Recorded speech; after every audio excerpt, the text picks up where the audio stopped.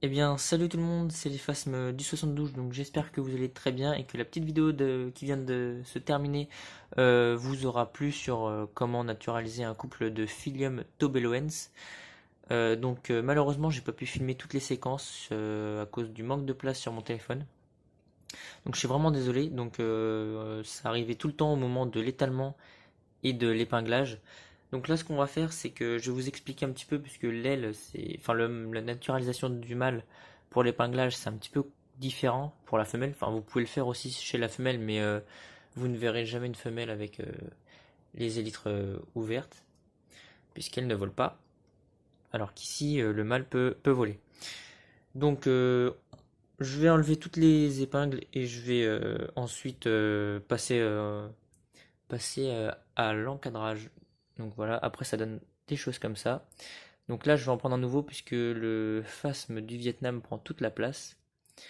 Donc voilà, donc je vais vous expliquer déjà pour les feuilles, les ailes. Donc déjà, il y a des petites règles à savoir, c'est que les pattes doivent être en dessous les ailes. Donc là, c'est un petit peu compliqué puisqu'il faut vraiment que je les écrase. Donc essayez de bien les mettre à plat et ensuite vous allez étaler les ailes de manière plate comme ça. Et tout dépend de la forme que vous voulez donner au phasme, si c'est avec aile écartée ou pas. Moi j'aime bien écarter les ailes. Donc vous prenez la paire d'ailes, vous l'écartez, vous mettez le calque par-dessus et vous épinglez de chaque côté tout autour de l'aile. Vous mettez des petites épingles comme celle-ci. Idem pour l'autre côté, pour pas que au moment du séchage, eh bien l'aile se replie. Donc ça donne ça au bout d'une semaine, donc une semaine de séchage, pardon. Vous mettez ça dans un endroit sec. Et puis voilà. Donc pour la femelle, ici, bon alors celle-ci, si vous voulez la voir vivante, attendez, je cherche le titre. Achat de la bourse. Ouais, ça doit être quelque chose comme ça. Achat de la bourse et visite de la bourse, un truc comme ça. De la bourse ATM 2018, bien sûr. Alors là, donc c'est pas du pourri hein, qu'il y a là, c'est juste la couleur. Donc vous voyez qu'elle va devenir un petit peu plus foncée. Donc elle est un peu jaune, mais normalement elle est bien plus colorée que ça. Mais avec la congélation, ça donne un petit côté marron. Bon voilà. Puis même ça vieillit un petit peu du coup, comme ça à l'air libre après. Voilà, je peux pas naturaliser les pattes, hein. C'est impossible. Donc ça va devenir un petit peu plus foncé. Donc vous inquiétez pas, c'est normal. Faut juste pas que la tête devienne très noire, comme sur un autre cadre euh, que j'ai. Donc ça devient vraiment très noir, vous le verrez. Il faut juste que ça devienne un petit peu plus foncé comme ça. Mais c'est tout. Vous voyez que là, voilà, hein, y a pas trop de pourri, hein, c'est pas très très pourri. Comme je vous l'ai montré dans la vidéo, enfin je vous l'ai expliqué avec les petits textes, il faut absolument enlever l'œsophage puisque ça va remonter jusqu'à la tête et la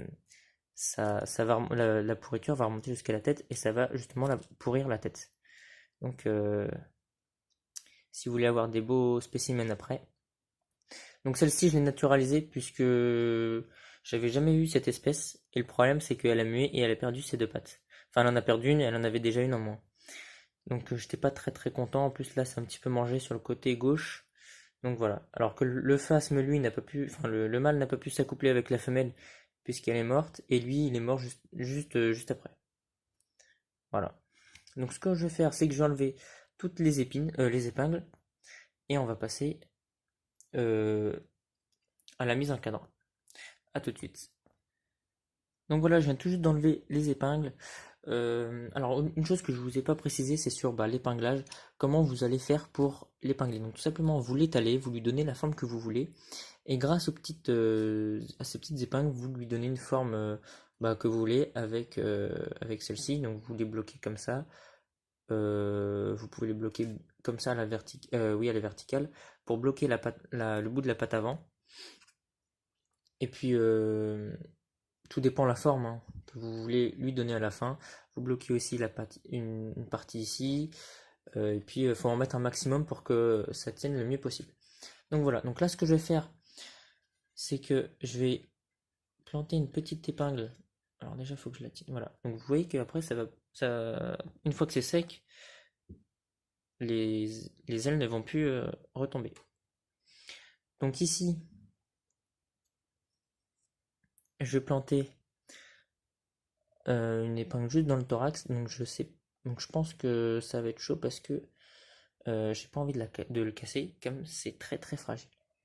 Alors, je vais essayer de faire ça. Je vais faire un pré-trou à la limite, si j'y arrive pas, pour pas que la vidéo dure trop longtemps. Voilà, c'est bon, j'ai fait un petit trou là.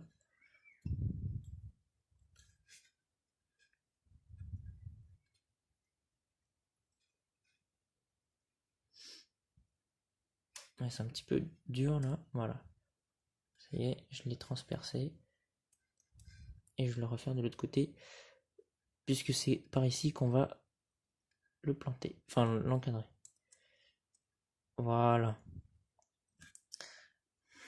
Et donc pour eux, je vais sortir le nouveau cadre que j'ai eu il y a pas très longtemps, puisqu'il n'y a plus de place ici. Dites-moi si vous voulez aussi des idées de vidéos dans les commentaires, ça me ferait très plaisir sur qu'est-ce que vous voulez à savoir, qu'est-ce que vous voulez regarder, et puis voilà. Donc si vous voulez aussi une vidéo sur mes cadres insectes, donc j'en ai pas beaucoup pour l'instant. Mais voilà, si vous voulez d'autres informations sur la naturalisation. Donc, ce que je vais faire, c'est que je vais vous le sortir, le nouveau.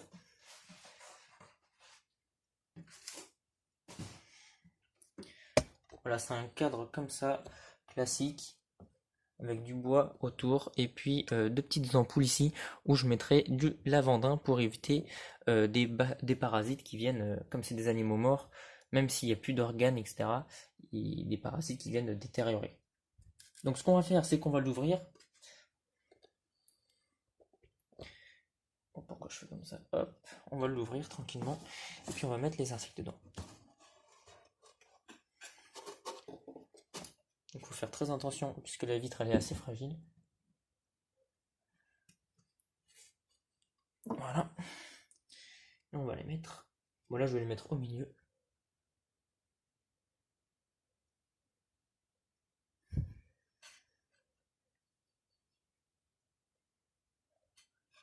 Voilà. Et la femelle que je n'ai pas faite.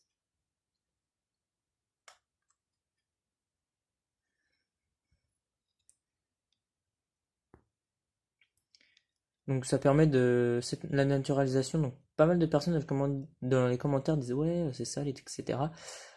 Pour ceux qui connaissent pas, en fait c'est pour donner une seconde vie au phasme. La première vie c'est quand il est dans votre salle d'élevage, il est dans son petit terrain, il mange etc. Vous voyez son évolution. Et seconde vie c'est être dans un cadre exposé comme ça dans une pièce.